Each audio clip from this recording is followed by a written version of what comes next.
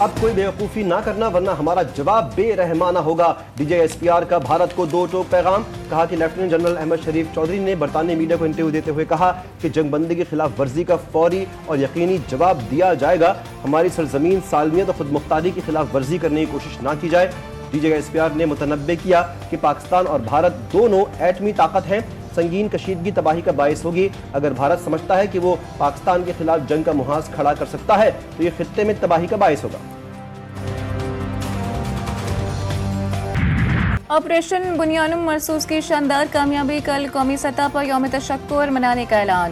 یوم تشکر کے موقع پر دن کا آغاز مسجدوں میں قرآن خوانی اور خصوصی دعاؤں سے کیا جائے گا۔ اسلام آباد میں 31 صوبائی دارالحکومت میں 21 توپوں کی سلامی دی جائے گی۔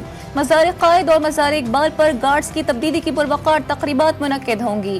مہمان خصوصی وزیر اعظم شہباز شریف ہوں گے۔ Chairman joint chief of staff committee اور مسلح افواج کے سربراہان بھی تقریب کا حصہ ہوں گے۔ وفاقی وزیر اطلاعات عطا تارڑ کہتے ہیں ملک بھر میں پرچم کشائی کی تقاریب، شہداء کی قبروں پر حاضری دی جائے گی۔ کل کا دن جو ہے یوم تشکر کے طور پہ پورے ملک میں عقیدت کے ساتھ اور احترام کے ساتھ منایا جائے گا۔ جمعے کے اجتماعات میں ملک و قوم کے لیے، افواج پاکستان کے لیے دعا کی جائے گی، حاضری دی جائے گی، شہداء کی قبروں پر خراج عقیدت پیش کیا جائے گا۔ پاکستانی پرچم ہر جگہ پر آویزاں انشاءاللہ تعالی نظر آئے گا۔ وزیراعظم شہباز شریف کا کامرا ایئر بیس کا دورہ، مورکہ حق میں بھارتی طیاروں کو تباہ کرنے والے شاہینوں سے ملاقات۔ نائب وزیراعظم اسحاق ڈار، وزیر دفاع خواجہ آصف، احسن اقبال، عطا تارڑ بھی ہمراہ موجود تھے۔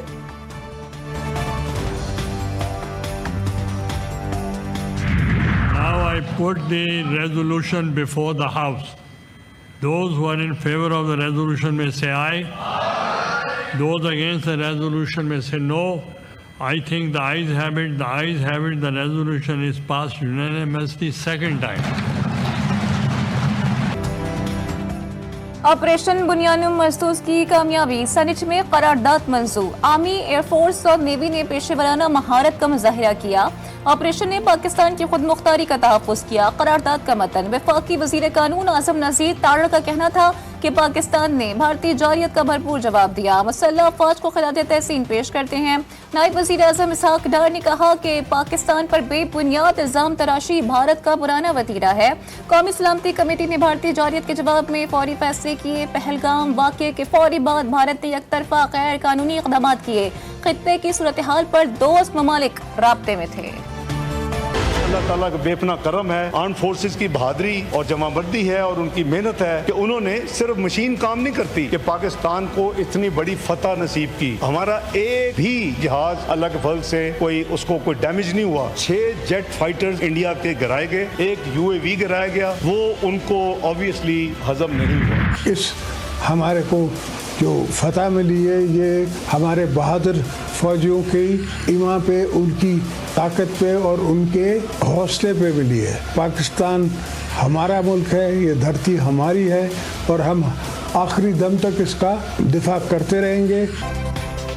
پاکستان ہماری دھرتی، کبھی دشمن کے سامنے نہیں جھکیں گے۔ صدر مملکت آصف زرداری کا بھارت کو پیغام، کہا کہ افواج پاکستان کے بہادر جوانوں نے جمع مردی کا مظاہرہ کرتے ہوئے بھارت کو عبرتناک شکست سے دوچار کیا۔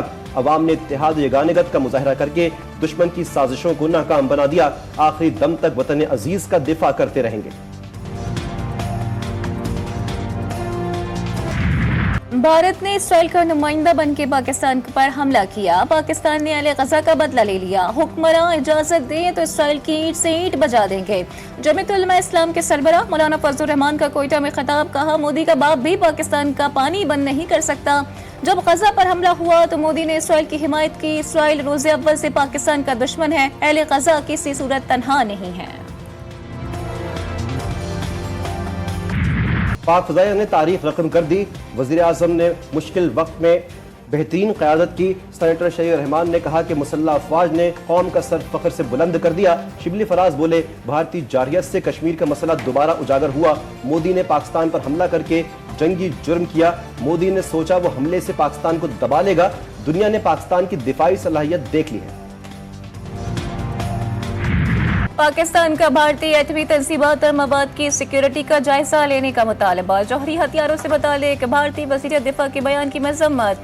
بھارتی وزیر کا بیان غیر ذمہ دارانہ اور مایوسی کا عکاس ہے۔ ترجمان دفتر خارجہ کہتے ہیں بھارت روایتی جنگی صلاحیت میں ناکامی کا اسے سامنا ہے۔